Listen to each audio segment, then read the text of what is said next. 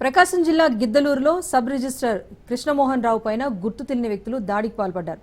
స్థానిక శర్మ వీధిలో నివాసం ఉంటున్న సబ్ రిజిస్ట్రార్ కృష్ణమోహన్ రావు ఇంటికి నిన్న రాత్రి 4 వ్యక్తులు వచ్చారు. కర్నూలులోని ఓ భూమికి ఇక్కడ రిజిస్ట్రేషన్ చేయాలి అంటూ కొంతసేపు మాట్లాడారు.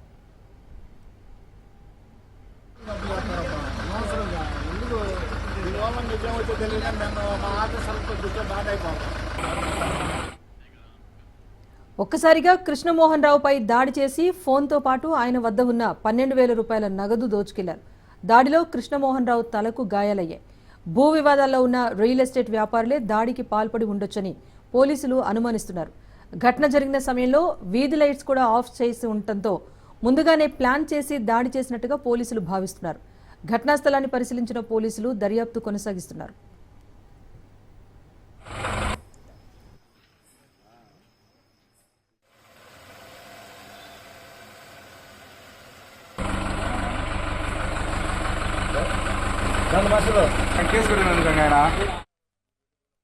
రాత్రి 8 సమయంలో గిద్దలూరు సబ్ రిజిస్ట్రార్ గారి ఇంట్లో ఉండగా ఎవరో 4 గుర్తు వ్యక్తులు ఇంట్లోకి ప్రవేశించి అతన్ని కావాల రిజిస్ట్రేషన్ గిద్దలూరు చేస్తారు అడిగారంట. దానికి సబ్ రిజిస్ట్రార్ గారు సరిగా స్పందించిపోయేసరికి అతన్ని చేతితో కొట్టడం జరిగింది. చేతితో కొట్టి కింద పడితే అతనికి తల మీద దెబ్బ జరిగింది.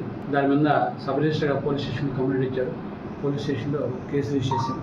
దాని మీద దర్యాప్తు జరుగుతుంది.